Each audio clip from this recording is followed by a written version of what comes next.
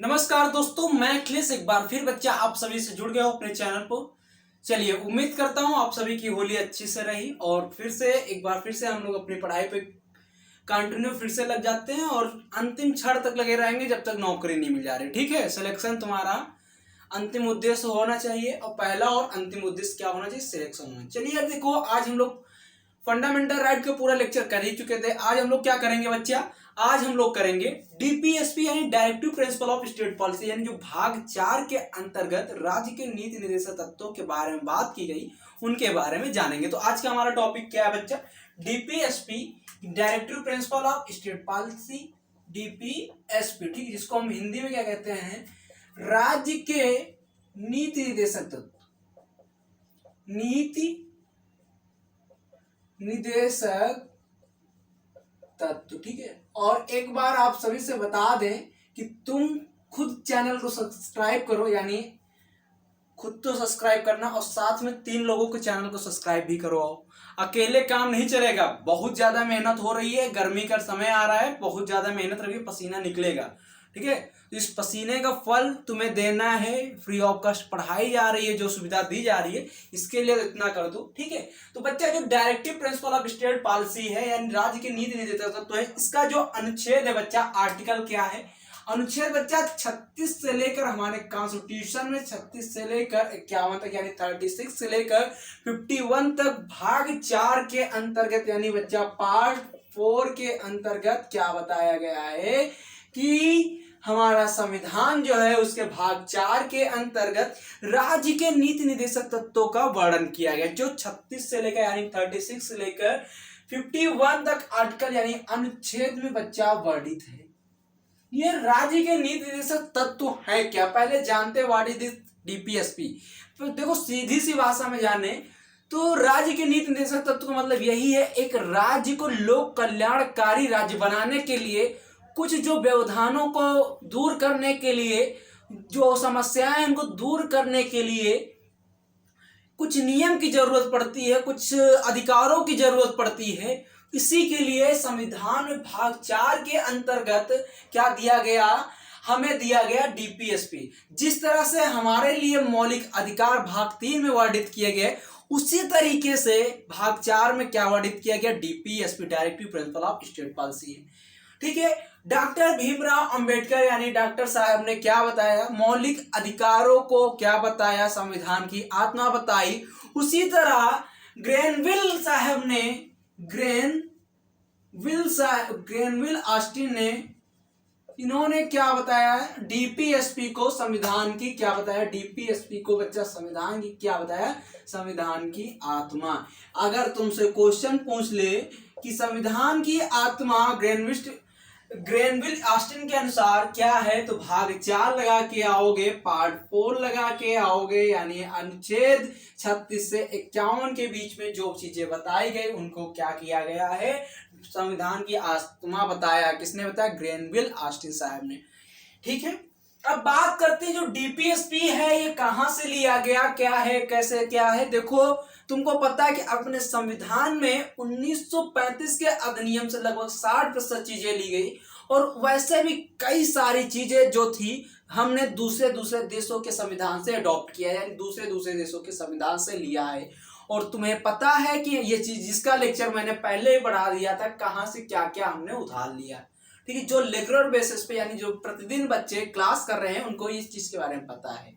ठीक है, तो यानी कि अब देखो, जो डीपीएसपी बच्चा directive principle of state policy है, आयरलैंड में 1937 में वर्णित संविधान के द्वारा, यानी आयरलैंड का वर्णित संविधान के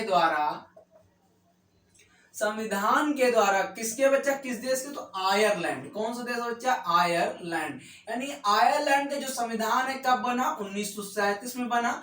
उसमें वर्णित है किसके बारे में? डीपीएसपी के बारे में। और आयरलैंड ने, यानी इसने स्वयं किससे लिया? स्पेन से लिया।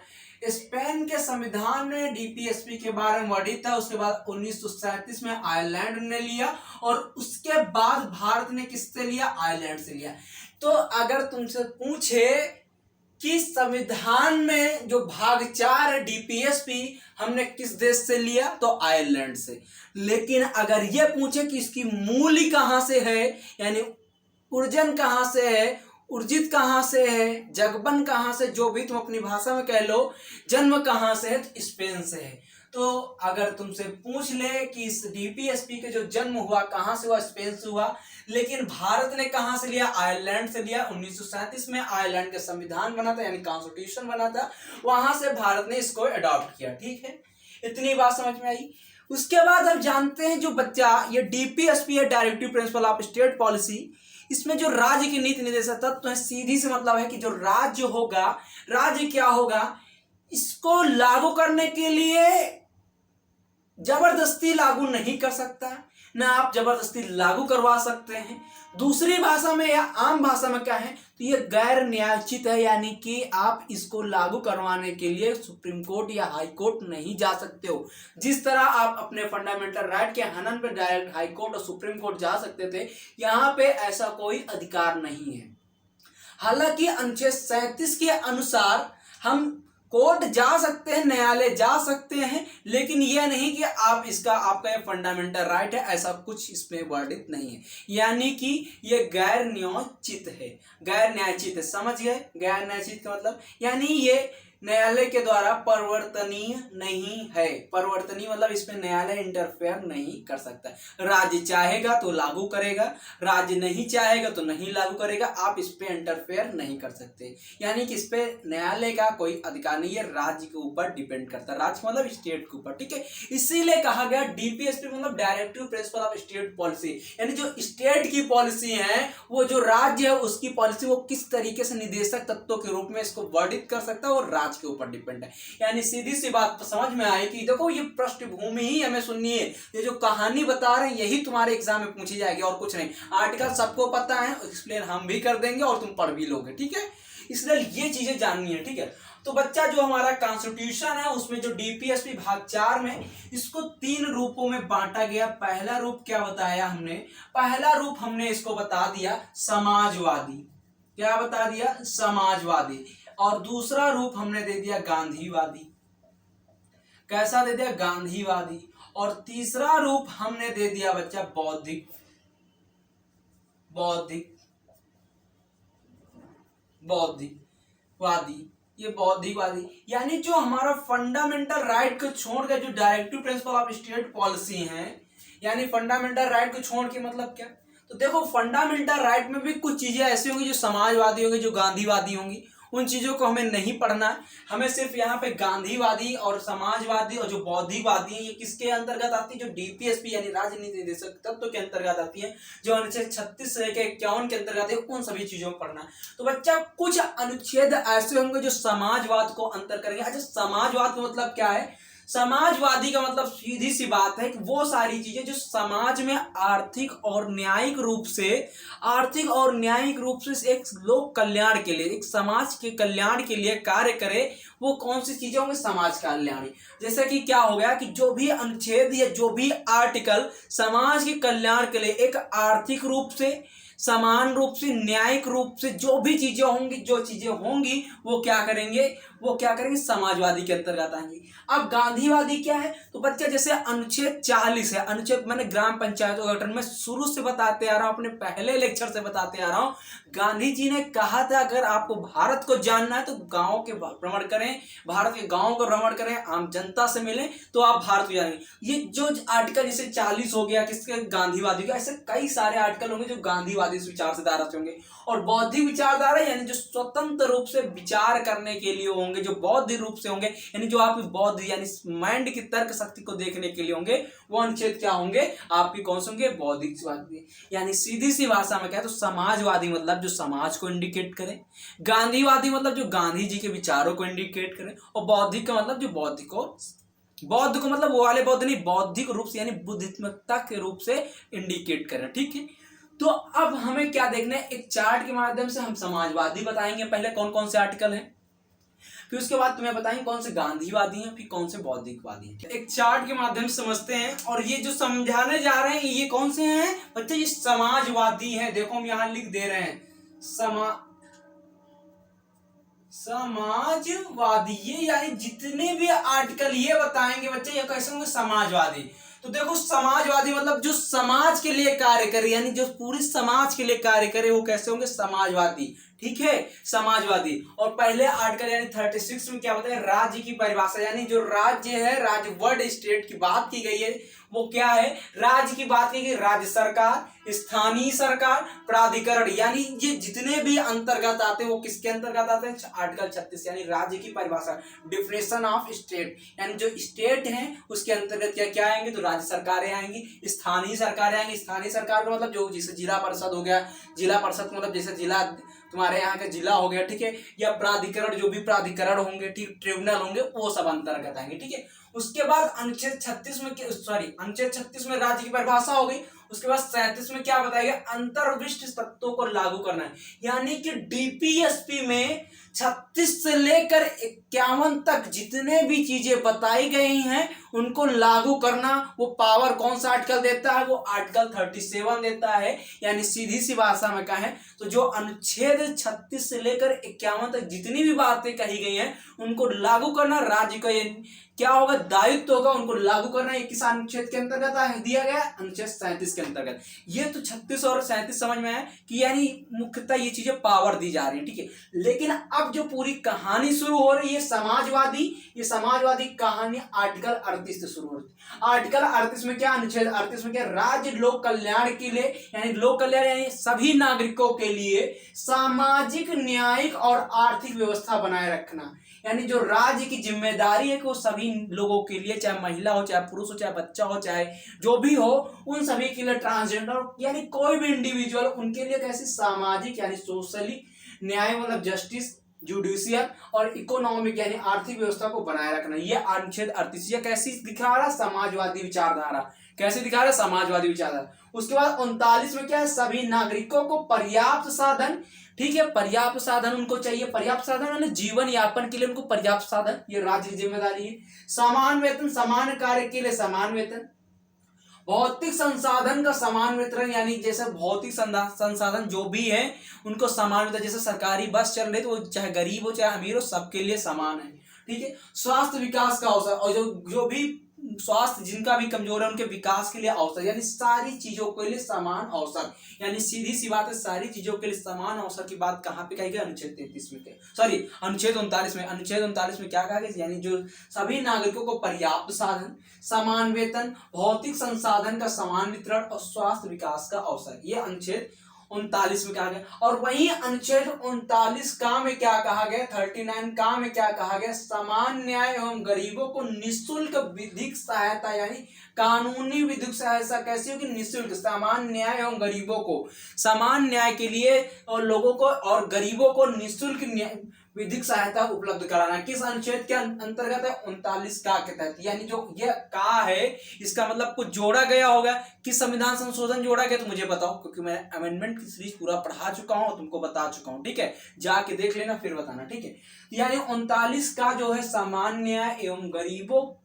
को निःशुल्क विधिक सहायता की बात बताएगी। ये कैसी विचारधारा को प्रदर्शित कर रहा है, समाजवादी विचारधारा को प्रदर्शित कर रहा है। उसके बाद अनुच्छेद 40 नहीं आएगा, क्योंकि अनुच्छेद 40 मैंने बताया था गांधीवादी, तो जब गांधीवादी पढ़ाएंगे तब वहां बताएंगे। अब सीधा 39 के बाद कहां पहुंचे, 41 में क्या बताएगा, काम पाने यानी काम पाने के लिए, शिक्षा पाने के लिए, लोक सहायता के लिए अधिकार का संरक्षण, यानी सीधी सी बात है, कोई भी इंडिविजुअल जो राज्य में रहता है उसको काम पाने का अधिकार है, शिक्षा पाने का अधिकार है, और लोक सहायता यानी जो आम नागरिक की सहायता के लिए कार्य किए जा रहे हैं उनका अधिकार का संरक्षण करता है। ठीक है, उसके बाद 42 क्या कहता है, अनुच्छेद 42 काम को न्यायोचित यानी काम की न्यायोचित मानव दशाएं तथा प्रसूति उपबंध, ये चीज समझ में नहीं आ रही, यानी कि काम को जो न्याय के अनुसार किया जाएगा, काम को न्याय के अनुसार मिलेगा। ठीक है, मानव दशाएं यानी मानव दशाओं के लिए, जैसे कि कोई भी दिक्कतें उनको समाधान के लिए, और तथा प्रसूति उपबंध यानी जो भी महिलाएं प्रेग्नेंट है उनके लिए प्रसूति के लिए पूरी उपबंध कौन करेगा, राज्य करे। ये जितनी भी चीजें मैं बता रहा हूँ बच्चे, किसकी जिम्मेदारी होगी, राज्य की जिम्मेदारी, स्टेट की। ठीक है, उसके बाद बच्चा 43 में क्या बताएगी, कर्मकारों यानी कर्मकारों के लिए निर्वाह मजदूरी, यानी जो भी लोग कार्य करेंगे उसके लिए जीवन यापन के लिए क्या मजदूरी देना अनिवार्य है, यानी कर्मकारों के लिए निर्वाह मजदूरी, यानी निर्वाह मतलब जीवन यापन के लिए मजदूरी देना ठीक है। और उस 43 में ये चीज 43 में बताई गई, और उसके बाद 47 में सीधा 43 बाद 44 45 46 छोड़ना है और सीधे हमें 47 पहुंचना है। क्या? पोषाहार स्तर को ऊंचा करना है। यानी सीधी सी बात क्या बताएगी, लोगों के लिए, जो लोक नियोजन के लिए पोषण स्तर को ऊंचा करना, स्वास्थ्य को ऊंचा करना, किस आर्टिकल 47 तक। यानी बच्चा 38 39 41 42 43 47 38 39 41 42 43 47 ये जितने भी आर्टिकल है किस विचारधारा को प्रदर्शित करें? समाजवादी विचारधारा को। किस विचारधारा को? समाजवादी विचारधारा को। तो बच्चा अब हम देखते हैं गांधीवादी विचारधारा को। किसको देखेंगे? गांधीवादी विचारधारा को। चलिए आगे गांधीवादी को देखते हैं। चलो बच्चा, इसमें हम देखेंगे गांधीवादी विचारधारा। ये जो आर्टिकल है ये गांधीवादी विचारधारा पर आधारित है। कैसे आधारित है? गांधीवादी विचारधारा पर आधारित। गांधीवादी विचारधारा, ठीक है। और गांधीवादी विचारधारा में पहला आर्टिकल क्या? ग्राम पंचायतों का गठन। मैं शुरू से चिल्लाता आ रहा हूं कि गांधी जी ने कहा था कि भारत को अगर जानना है तो बच्चा कहां पे जाओ? गांव में जाओ। भारत का विकास करना है तो गांव का विकास करो। तो गांधी जी का पहला आर्टिकल क्या हुआ? 40। उसके बाद एक 43 का है। 43 किसमें था? समाजवादी में। लेकिन 43 का किसमें है बच्चा?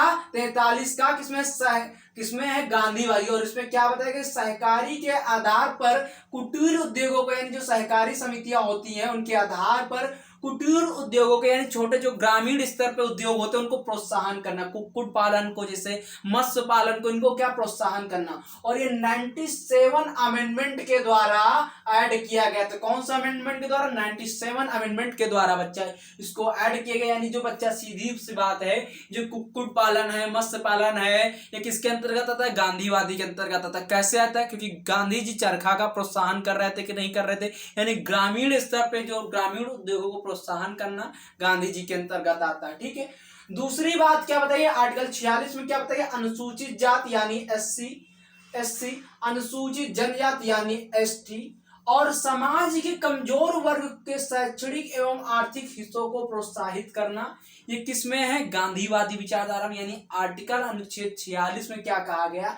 अनुसूचित जाति और अनुसूचित जनजाति और समाज के कमजोर वर्ग के शैक्षणिक एवं आर्थिक हितों को प्रोत्साहन करना। ये किसके अंतर्गत आता है? गांधीवादी के अंतर्गत आता है। उसके बाद 47 में क्या बताएगा? स्वास्थ्य के लिए नुकसानदायक नशीली पदार्थ, जैसे ड्रग्स हो गया तुम्हारा, ठीक है, इन सारी जैसे जितनी भी दवाइयां, नशीली दवाएं, उनको उपभोग में प्रतिबंध, यानी उनको खाने में क्या बच्चा? प्रतिबंध लगाएंगे। स्वास्थ्य के लिए नुकसानदायक नशीली पदार्थों के लिए क्या लगाएगा? उनके उपभोग में प्रतिबंध, यानी रोक लगा दी गई, ठीक है। उसके बाद बच्चा 48 में एक 48 का भाग ही है, क्योंकि 48 में क्या? पशुपालन एवं कृषि एवं पशुपालन है, लेकिन उसी का एक भाग है 48 गाय, बछड़ा एवं अन्य दुधारू पशुओं की बल पर रोक, यानी प्रतिबंध, यानी जिसको बूचड़ खाना कहते हैं, बूचड़ खाना पर रोक लगाना, यानी बूचड़ खाना पर प्रतिबंध करना। वो किसके अंतर्गत आता है? तो गांधीवादी विचारधारा के अंतर्गत आती है। यानी गांधीवादी विचारधारा में क्या आया? 40 आया, 43 का आया। 43 किसमें गया था? समाजवादी में। लेकिन 43 का किसमें आया बच्चा?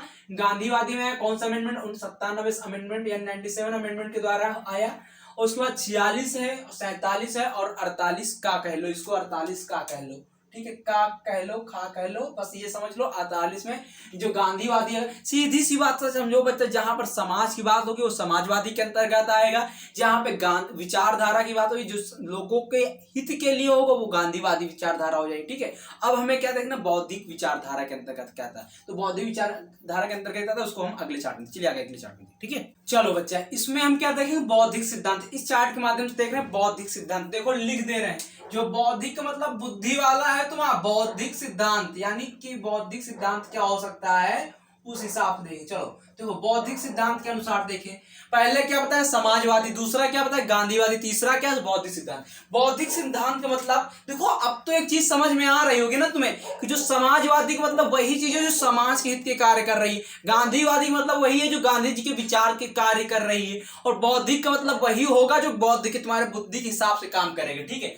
तो समान नागरिक संहिता, यानी जो अनुच्छेद 44 और 80 वाले लिख के ले लो, तुम्हारे एग्जाम में पूछा जाता है बच्चा। एसएससी वाले ध्यान से रट लो। 44 में क्या है? समान नागरिक संहिता, यानी सिविल यूनिफॉर्म कोड, ठीक है। सिविल यूनिफॉर्म कोड, याद आया, समान नागरिक संहिता। और इसके बारे में मैंने पूरा विस्तार से लेक्चर पढ़ाया, मेंस वाले भी पढ़ लेना। तो 44 में क्या है, समान नागरिक संहिता, यानी सीधी सी बात है, सभी राज्यों के एक समान, यानी जो सभी राज्य यानी जितने भी राज्य हैं देश में, उनमें एक समान कानून, एक समान अधिकार, सबको एक समान, ठीक है, चाहे एससी हो चाहे एसटी, मतलब कुल मिला के समान, एक समान, ठीक है। ये 44 में बताया गया। उसके बाद 45 में क्या बताया, सभी बच्चों को 14 वर्ष की कम आयु के, सभी बच्चों के 14 वर्ष की कम आयु, लिख लो यहाँ लिख लो, कम आयु तक निःशुल्क शिक्षा, यानी 14 वर्ष से कम आयु के जितने भी बच्चे हैं उनको निःशुल्क शिक्षा, जो हालांकि कहाँ 21A में पहुंच गया है। और 21A में क्या बताया गया है, निःशुल्क शिक्षा, सर्व शिक्षा अभियान जो चल रहा है उसके तहत निःशुल्क शिक्षा की 21A में पहुंच गया, ठीक है। तो वो फंडामेंटल राइट हो गया, वो फंडामेंटल राइट हो गया, ठीक है। और ये साथ साथ क्या है, डीपीएस राज्य के नीति निर्देशक तत्वों में भी है, ठीक है। तो दोनों चीजों में है ना, ठीक है, दोनों चीजों में है ना, समझ में आया, ठीक है। यानी कि जो निःशुल्क शिक्षा की बात कही गई है वो फंडामेंटल राइट भी है, साथ ही साथ राज्य का ये कर्तव्य है कि वो अपने यहाँ बच्चों को 14 वर्ष तक निःशुल्क शिक्षा प्रदान करे, ठीक है। उसके बाद बच्चा अनुच्छेद 48, क्योंकि मैंने जो पिछले गांधीवादी में अभी 48 का बताया, वो भी था 48, सिर्फ तुम्हें समझाने के लिए 48 का कहा था, लेकिन वो 48 का नहीं था, ध्यान से सुनना, वो 48 के अंतर्गत ही आता है, क्योंकि 48 में सीधी सी बात कहेगी, कृषि एवं पशुपालन के अंतर्गत अधिनियम, यानी नियम बताए गए। तो वो क्या बताए, 48 के अंतर्गत ही आता है कृषि एवं पशुपालन को वैज्ञानिक प्रोत्साहन, यानी आज के वर्तमान समय में जो खेती हो रही है और ये पशुपालन हो रहा है, उसमें जो वैज्ञानिक तरीकों को हम प्रोत्साहन कर रहे हैं, वैज्ञानिक तरीकों से हम प्रोत्साहित हो रहे हैं, उनका भी ये किसके अंतर्गत है, बौद्धिक सिद्धांत, यानी हमारा मन है तो हम उनको वैज्ञानिक तरीकों को अपनाएंगे, नहीं है तो नहीं अपनाएंगे, ठीक है। लेकिन ये जो ओरिजिनल वाला 48 का है, यानी 48 का जो है, ये क्या बताता है, रियली में जो 48 का है वो क्या बताता है, पर्यावरण संरक्षण तथा संवर्धन, यानी पर्यावरण को सुरक्षित रखना तथा उसका विकास करना, साथ ही साथ वन तथा वन्य जीवों का संरक्षण, यानी जो वन में यानी जंगल में जो जीव रहते हैं उनको क्या करना, उनका संरक्षण करना, किसमें है, 48, यानी पर्यावरण का संरक्षण करो, साथ ही साथ जंगल में जो क्या रहते हैं, जो जंगल में जानवर रहते हैं उनका भी संरक्षण करो, किसमें, 48 का में। लेकिन 48 में क्या है, कृषि एवं पशुपालन को वैज्ञानिक प्रोत्साहन, ठीक है। चलो उसके बाद 49 में क्या है, राष्ट्रीय महत्व को स्मारक का संरक्षण। अब तुम्हारे अगर बुद्धि काम कर रहे हो तो तुम अपने राष्ट्रीय स्मारक जो महत्व है उनको संरक्षण करोगे कि नहीं करोगे, जैसे इंडिया गेट हो गया, ताजमहल हो गया, ये तुम्हारा कर्तव्य है, उनको संरक्षण करो, ठीक है। उसके बाद अनुच्छेद 50 में क्या है, कार्यपालिका एवं न्यायपालिका का पृथक्करण, most important question, most important, बहुत महत्वपूर्ण क्वेश्चन है बच्चा, ये बहुत महत्वपूर्ण है, लिख के ले लो, मोस्ट इंपॉर्टेंट क्वेश्चन है बच्चा, ठीक है, मोस्ट इंपॉर्टेंट क्वेश्चन है, ठीक है। तो कार्यपालिका और न्यायपालिका का पृथक करना क्या है बच्चा, ये क्या है कार्यपालिका को न्यायपालिका को पृथक करना क्या है, बौद्धिक सिद्धांत के अंतर्गत दिया गया, ठीक है। और उसके बाद अंतरराष्ट्रीय शांति और सुरक्षा बनाए रखना, ये भी तुम्हारी बुद्धि के अंतर्गत आता है कि नहीं आता है। तो यानी सीधी सी भाषा में हमने क्या समझा, जो डीपीएसपी है यानी लोक कल्याण के लिए बनाया गया जो अधिकार दिया गया है राज्य को अंतर्गत आते हैं, तो वो क्या है बच्चे, यानी directive principle of state policy के अंतर्गत 36 से 51 जितनी बातें कहेगी जो राज्य चाहे तो लागू करे या ना लागू करे, ये क्या है, न्यायालय के लिए परिवर्तनीय नहीं, यानी न्यायालय आप डायरेक्टली न्यायालय पे नहीं जा सकते हैं, ये गैर न्यायचित है। लेकिन अनुच्छेद 37 के तहत आप न्यायालय पे अपनी बात को बता सकते हैं, बस इतनी सी बात है, लेकिन वो न्यायालय प्रेशर नहीं कर सकता, ठीक है। इतनी बात समझ में आई। ये इसको हमने 3 भागों में बांटा है, एक समाजवादी, एक गांधीवादी, एक बौद्धिक सिद्धांत। ये फंडामेंटल राइट जो था कहाँ से लिया गया, तो यूएसए से लिया गया था। लेकिन डीपीएसपी भाग 4 को कहाँ से लिया गया, आयरलैंड से लिया गया। कब लिया गया, 1937 के आयरलैंड के संविधान से लिया गया। लेकिन आयरलैंड वालों ने कहाँ से लिया, स्पेन से लिया। तो इतनी बात समझ में आई, आयरलैंड वालों ने कहाँ से लिया, स्पेन से लिया। तो उम्मीद करता हूँ ये सारी चीजें बच्चा तुम्हें समझ में आई। अगर समझ में आई प्लीज इस चैनल को लाइक करो, शेयर करो, सब्सक्राइब करो। आज लेते हैं, पढ़ते रहे, मुस्कुराते रहे। जय हिंद, जय भारत। जय हिंद, जय भारत।